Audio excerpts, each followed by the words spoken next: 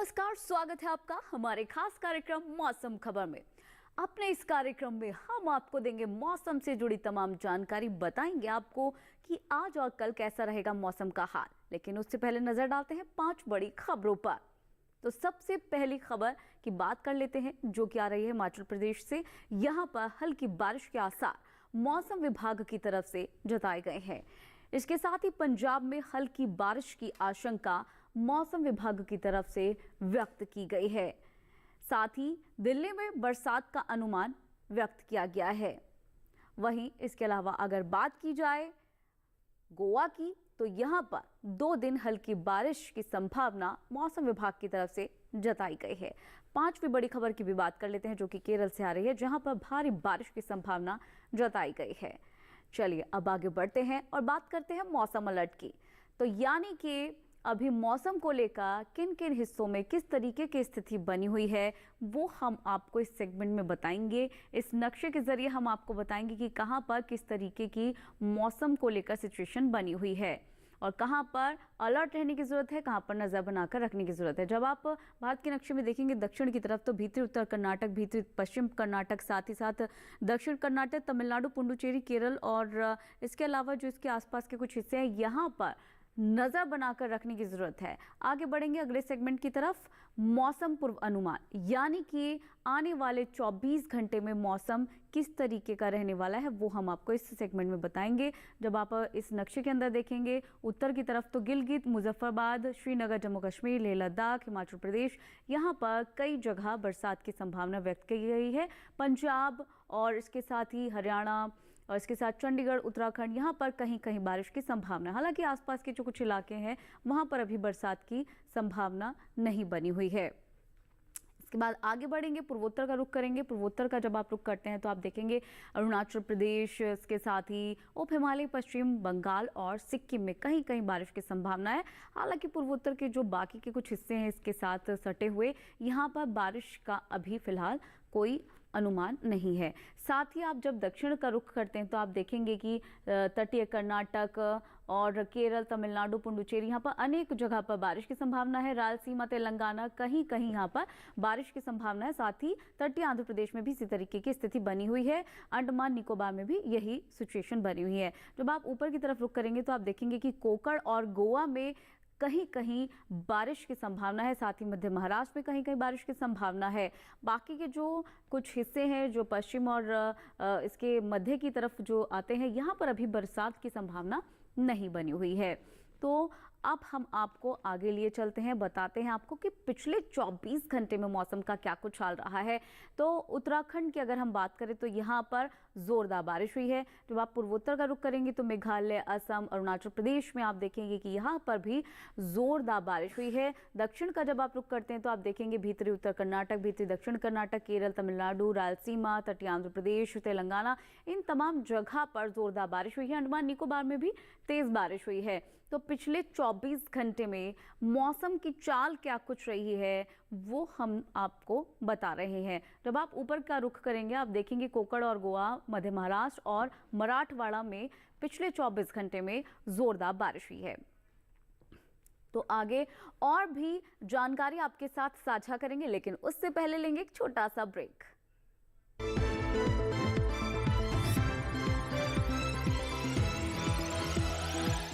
रोज सब्जी का स्वाद बढ़ाए और घर वालों का प्यार पाए। गोल्डी सब्जी मसाले, जहाँ जाए रिश्ते बनाए, गोल्डी मसाले।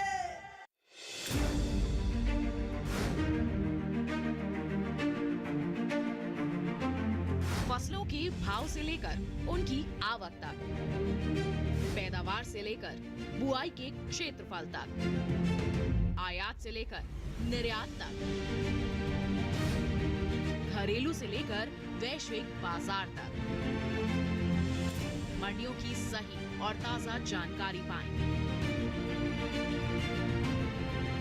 विशेषज्ञों की राय का लाभ उठाएं।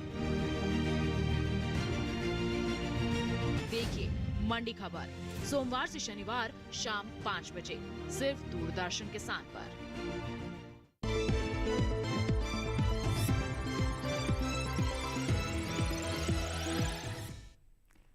ब्रेक के बाद एक बार फिर से आपका स्वागत है हमारे खास कार्यक्रम मौसम खबर में।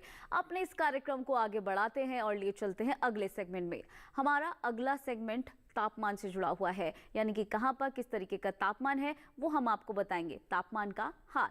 तो सबसे पहले हम बात कर लेते हैं उत्तर भारत के कुछ हिस्सों की, जैसे कि गिलगित, मुजफ्फरबाद, श्रीनगर, जम्मू कश्मीर, लेह लद्दाख, इसके साथ साथ उत्तराखंड, हिमाचल प्रदेश, पंजाब और इसके साथ ही चंडीगढ़, पश्चिमी उत्तर प्रदेश, पूर्वी उत्तर प्रदेश। यहाँ पर जो अधिकतम तापमान है सामान्य तापमान से 1.6 से 3 डिग्री सेल्सियस ज़्यादा दर्ज किया गया। साथ ही जब आगे बढ़ेंगे, पूर्वोत्तर का रुख करेंगे तो बिहार, गंगे पश्चिम बंगाल और अरुणाचल प्रदेश में अधिकतम तापमान सामान्य तापमान से 1.6 से 3 डिग्री सेल्सियस कम दर्ज किया गया।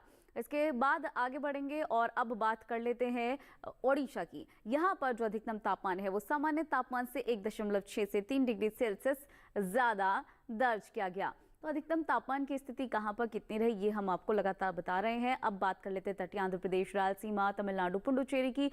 यहाँ पर अधिकतम तापमान सामान्य तापमान से 1.6 से 3 डिग्री सेल्सियस ज़्यादा दर्ज किया गया। तो लगातार अधिकतम तापमान में कितना अंतर दर्ज किया गया वो भी हम आपको इस सेगमेंट में बता रहे हैं। अब बात कर लेते हैं पश्चिमी राजस्थान की, कच्छ, सौराष्ट्र, गुजरात, पश्चिमी मध्य प्रदेश, पूर्वी राजस्थान, पूर्वी मध्य प्रदेश और विदर्भ की। यहाँ पर अधिकतम तापमान सामान्य तापमान से 1.6 से 3 डिग्री सेल्सियस ज़्यादा दर्ज किया गया। साथ ही अब हम बात कर लेते हैं कि सबसे ज़्यादा अधिकतम तापमान कहाँ दर्ज किया गया है। तो ये गुजरात के राजकोट, सूरत में दर्ज किया गया अधिकतम तापमान 36.8 डिग्री सेल्सियस, जो कि सबसे ज़्यादा दर्ज किया गया है। अब न्यूनतम तापमान की भी बात कर लेते हैं। पंजाब और चंडीगढ़ में न्यूनतम तापमान सामान्य तापमान से 3.1 से 5 डिग्री सेल्सियस ज़्यादा दर्ज किया गया। तो अब न्यूनतम तापमान की स्थिति कहां पर किस तरीके की रही वो हम आपको लगातार बता रहे हैं। गंगे पश्चिम बंगाल, उड़ीसा, त्रिपुरा, मिजोरम, मणिपुर, नागालैंड, यहाँ पर जो न्यूनतम तापमान है वो सामान्य तापमान से 1.6 डिग्री सेल्सियस से 3 डिग्री सेल्सियस कम दर्ज किया गया। आगे बढ़ेंगे और बात कर लेते हैं मराठवाड़ा, मध्य महाराष्ट्र की। यहाँ पर न्यूनतम तापमान सामान्य तापमान से 3.1 से 5 डिग्री सेल्सियस ज़्यादा दर्ज किया गया।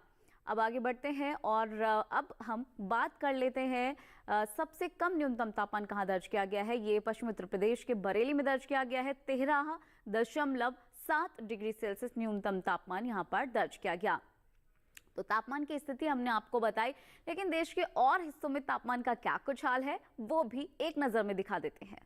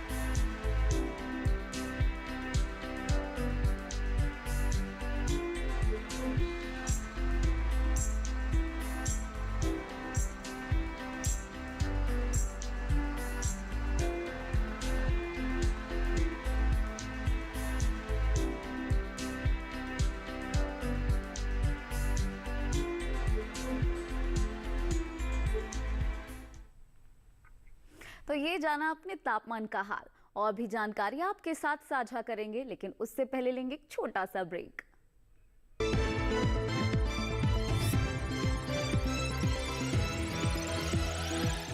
रोज सब्जी का स्वाद बढ़ाए और घर वालों का प्यार पाए। गोल्डी सब्जी मसाले, जहाँ जाए रिश्ते बनाए गोल्डी मसाले।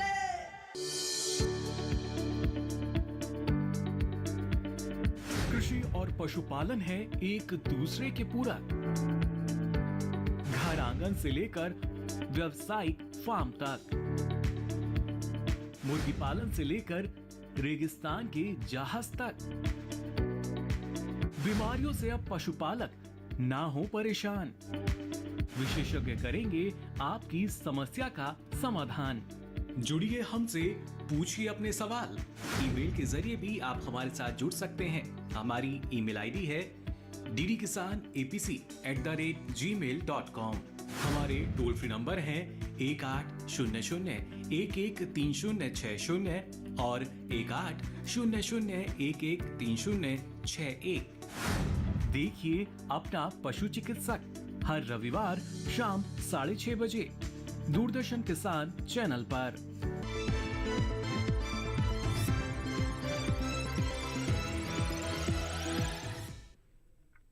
ब्रेक के बाद स्वागत है आपका एक बार फिर से हमारे खास कार्यक्रम मौसम खबर में। चलिए कार्यक्रम को आगे बढ़ाते हैं, अपने अगले सेगमेंट का रुख करते हैं, जिसमें हम आपको बताएंगे एयर क्वालिटी इंडेक्स यानी कि AQI यानी वायु गुणवत्ता कहां पर कितनी दर्ज की गई।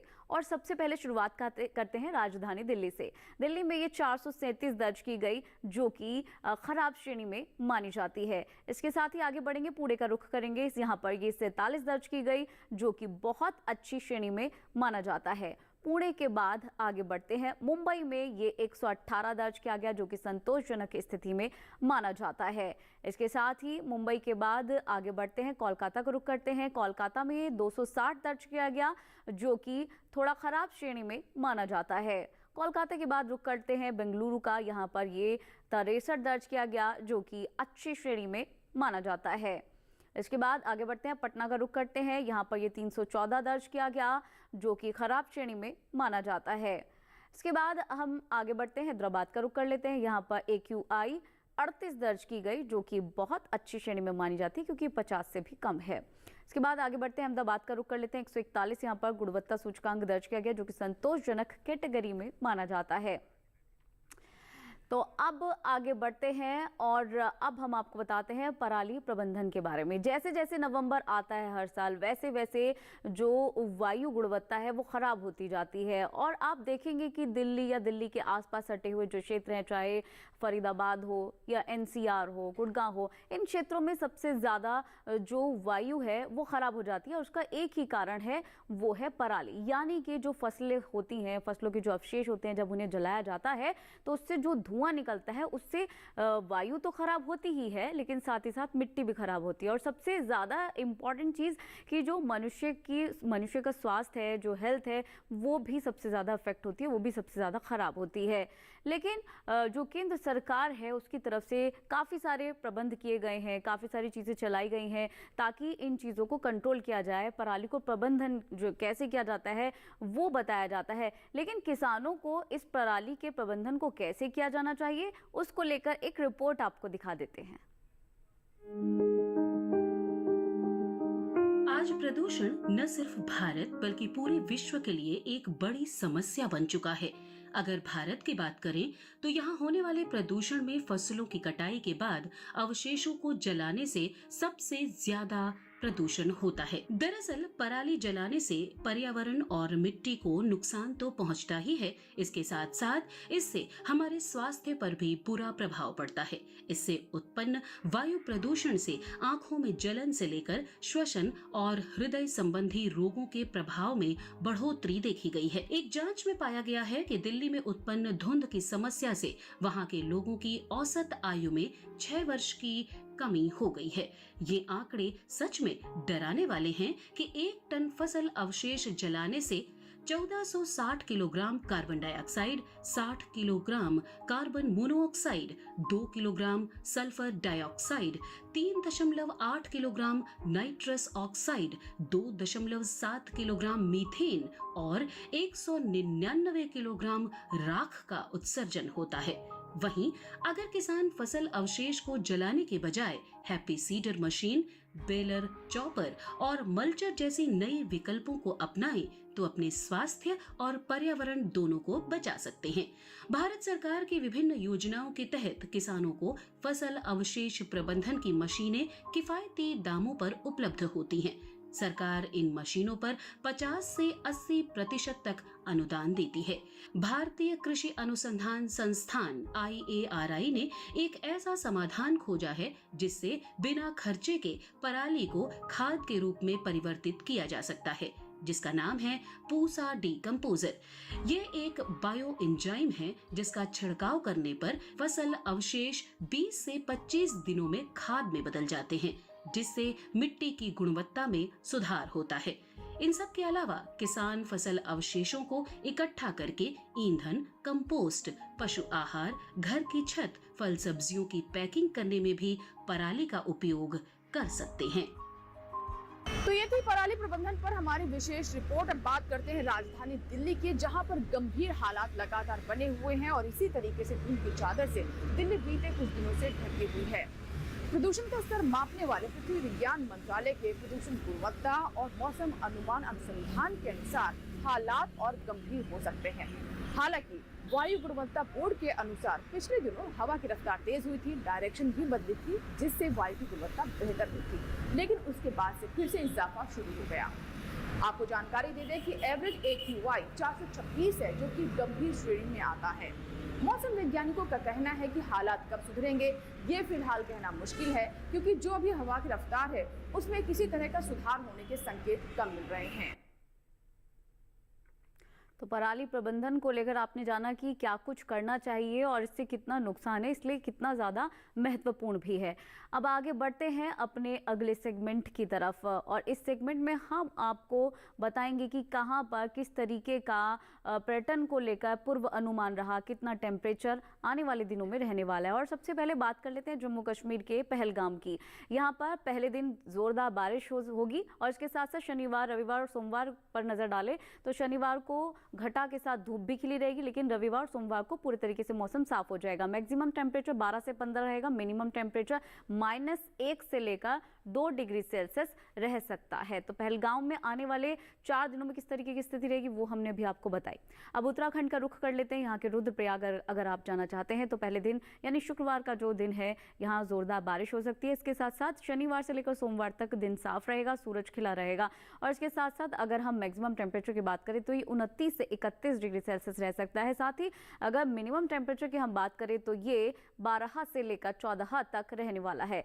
तो रुद्रप्रयाग में आने वाले 4 दिन में कैसा रहेगा मौसम का हाल, ये हमने अभी आपको बताया। आगे बढ़ते हैं, उत्तर प्रदेश का रुख कर लेते हैं। यहाँ के लखनऊ अगर आप घूमने जाना चाहते हैं तो बता दें कि शुक्रवार से लेकर सोमवार तक यानी कि इन 4 दिन ही यहाँ पर थोड़ा फॉग रहेगा, मौसम में थोड़ी धुंध रहेगी। इसके साथ ही मैक्सिमम टेम्परेचर की बात करें तो ये 30 से 32 रहने वाला है। मिनिमम टेम्परेचर की बात करें तो ये पहले दिन 17 और बाकी के 3 दिन 16 डिग्री सेल्सियस रहने वाला है। लखनऊ के बाद आगे बढ़ते हैं, बात कर लेते हैं बिहार के गया की। अगर आप गया जाना घूमने चाह रहे हैं तो यहाँ आपको बता दें कि आने वाले 4 ही दिन यानी कि शुक्रवार से लेकर सोमवार तक अच्छी खासी धूप खिली रहेगी, मौसम साफ रहेगा। मैक्सिमम टेम्परेचर 33 से 35 डिग्री सेल्सियस रहेगा, मिनिमम टेम्परेचर 21 से 24 डिग्री सेल्सियस रहेगा। यानी कि पहले दिन 33 डिग्री सेल्सियस अधिकतम तापमान रहेगा, बाकी के 3 दिन ये 35 डिग्री सेल्सियस रहेगा। तो गया के बाद आगे बढ़ते हैं और अब हम बात कर लेते हैं पश्चिम बंगाल के श्री निकेतन की। यहाँ अगर आप जा रहे हैं तो यहाँ पर मौसम साफ रहेगा, धूप अच्छी खासी खिली रहेगी शुक्रवार से लेकर सोमवार तक। अधिकतम तापमान की बात कर लेते हैं, ये 29 से 30 डिग्री सेल्सियस रहेगा। पहले दिन 29 डिग्री सेल्सियस, बाकी के 3 दिन 30 डिग्री सेल्सियस। मिनिमम टेम्परेचर पहले दिन 17 रहेगा, बाकी के 3 दिन 18 डिग्री सेल्सियस रहने वाला है। तो श्री निकेतन में 4 दिन कैसा रहेगा मौसम का हाल, ये अभी आपने जाना, इसी अकॉर्डिंग बैकपैक कीजिएगा। अरुणाचल प्रदेश का रुख कर लेते हैं। यहाँ के ईटानगर अगर आप जाना चाह रहे हैं तो 4 दिन धूप तो रहेगी लेकिन घटा भी रहेगी। मैक्सिमम टेम्परेचर 25 से 26 रहेगा, मिनिमम टेम्परेचर 18 से 17 से लेकर 20 डिग्री सेल्सियस रहेगा। यानी कि जो न्यूनतम तापमान है वो पहले दिन 18, बाकी के 2 दिन 20 और उसके बाद लास्ट में सोमवार वाले दिन ये 17 डिग्री सेल्सियस हो जाएगा। तो ईटानगर में कैसा रहेगा मौसम का हाल वो आपने जाना। कर्नाटक का रुख कर लेते हैं। मंगलुरु अगर आप यहाँ जाना चाह रहे हैं तो बता दें कि शुरू के 2 दिन बारिश रहेगी और बाकी के 2 दिन घटा के साथ धूप खिली रहेगी। यानी कि शुक्रवार से लेकर सोमवार तक मिला जुला मौसम देखने को मिलेगा। अधिकतम तापमान की अगर हम बात करें तो ये 4 ही दिन 32 डिग्री सेल्सियस रहने वाला है। और मिनिमम टेम्परेचर की बात करें तो पहले दिन 23 डिग्री सेल्सियस और बाकी के 3 दिन 22 डिग्री सेल्सियस रहने वाला है। मंगलुरु में कैसा रहेगा हाल ये हमने आपको बताया। इसके बाद महाराष्ट्र का रुख करते हैं। यहाँ के मुंबई अगर आप जाना चाह रहे हैं तो अच्छी खासी धूप रहेगी, दिन साफ रहेगा। अधिकतम तापमान 33 से 35 डिग्री सेल्सियस रहेगा। यहीं अगर हम देखें न्यूनतम तापमान कितना रहेगा तो ये 21 से 24 के बीच फ्लक्चुएट करता नजर आएगा। तो मुंबई में 4 दिन का मौसम का हाल हमने अभी आपको बताया। अगर आप मुंबई जाना चाह रहे हैं तो इसी अकॉर्डिंग अपना बैकपैक कर सकते हैं। और इसके बाद आगे बढ़ते हैं, रुक करते हैं राजस्थान के उदयपुर का। उदयपुर अगर आप जा रहे हैं तो चारों ही दिन अच्छा खासा मौसम रहेगा, धूप अच्छी खासी खिली रहेगी, मौसम साफ रहेगा। मैक्सिमम टेम्परेचर 28 से 31 के बीच फ्लक्चुएट करेगा और मिनिमम टेम्परेचर 14 से 17 के बीच फ्लक्चुएट करता हुआ नजर आएगा। तो उदयपुर में कैसा रहेगा मौसम का हाल, शुक्रवार से लेकर सोमवार तक का हाल हमने अभी आपको बताया, पर्यटन पूर्व अनुमान। अब आगे बढ़ते हैं और बात करते हैं मध्य प्रदेश के चित्रकूट की।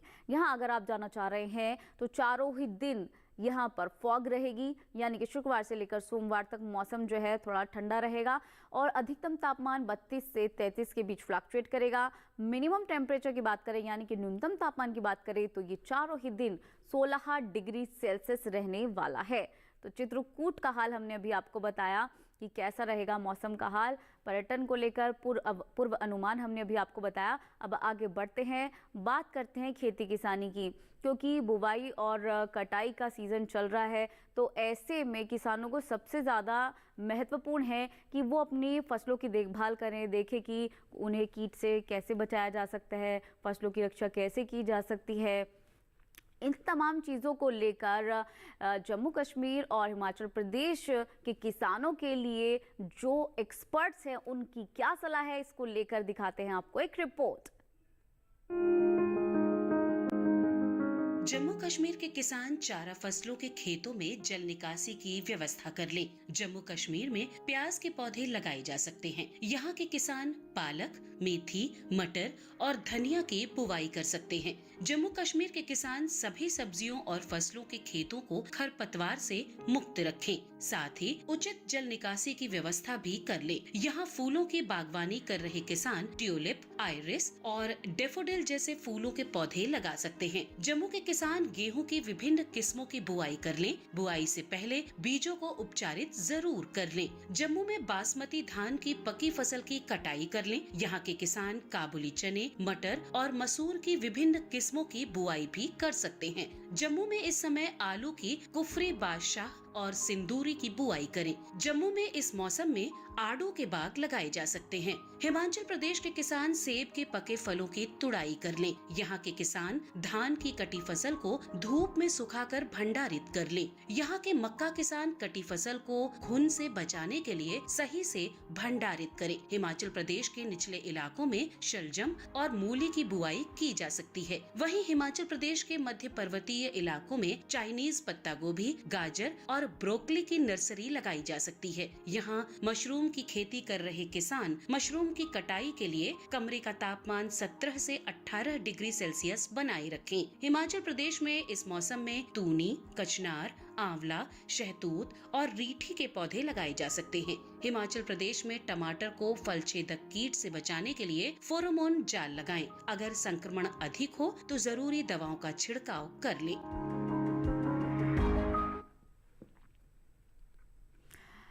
तो आपने जाना कि जम्मू कश्मीर और हिमाचल प्रदेश के किसानों को अपनी फसलों को बचाने के लिए इस समय क्या कुछ करना चाहिए। अब आगे बढ़ते हैं, अपने अगले सेगमेंट का रुख करते हैं, जो कि है आज की फसल। आज की फसल है आलू, जिसे ज़्यादातर सब्जियों के साथ मिक्स करके या फिर उसका चिप्स बनाकर, आलू का हलवा बनाकर सबसे ज़्यादा इस्तेमाल किया जाता है और ये हर घर में पाया जाता है।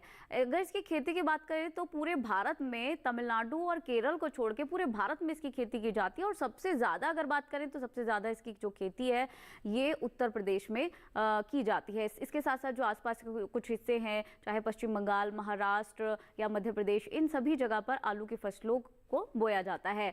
तो आलू को लेकर और किन बातों का ध्यान रखना चाहिए और इसके साथ साथ एक्सपर्ट्स की क्या राय है, वो हम आपको एक रिपोर्ट के जरिए दिखा देते हैं। आलू बोते समय किसानों को कुछ महत्वपूर्ण बातों का जानना जरूरी है।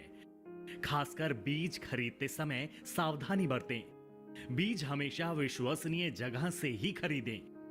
बुआई से पहले बीज को 3% आर्गेनोम क्यूरल यौगिक 0.2% घोल में 30 मिनट तक उपचारित करें और बीज कंदों को छाया में सुखाकर ही बुआई करें। बोते समय कतार से कतार की दूरी 60 सेंटीमीटर और कंद से कंद की दूरी बीज के आकार के अनुसार रखें। मसलन 20 ग्राम भार वाले कंदों की दूरी 15 सेंटीमीटर, 40 ग्राम वाले की 20 सेंटीमीटर, 60 ग्राम वालों की 30 सेंटीमीटर और 80 ग्राम वाले कंदों की दूरी 40 सेंटीमीटर होनी चाहिए। मेड़ों में 8 से 10 सेंटीमीटर की गहराई में बुआई करें। अच्छी फसल के लिए 7 से 10 सिंचाई की जाती हैं। पहली सिंचाई बुआई के 10 से 12 दिन बाद अंकुरण से पहले और दूसरी सिंचाई बुआई के 20 से 22 दिन बाद करें। अंतिम सिंचाई खुदाई से 10 दिन पहले करें। बेहतर होगा कि बुआई से पहले मिट्टी की जांच करा लें। आलू के लिए 1 हेक्टेयर में 180 किलो नाइट्रोजन, 60 किलो फास्फोरस और 100 किलो पोटाश चाहिए। जब पौधों की ऊंचाई 8 से 10 सेंटीमीटर हो जाए तो खरपतवार निकाल दें। आलू में झुलसा रोग का खतरा रहता है। ये बीमारी पत्ती, डंठल और कंद सब पर लगती है। इसमें पत्तियों पर हल्के पीले धब्बे दिखाई देते हैं। कृषि वैज्ञानिक की सलाह से इस बीमारी से बचने का उपाय करें।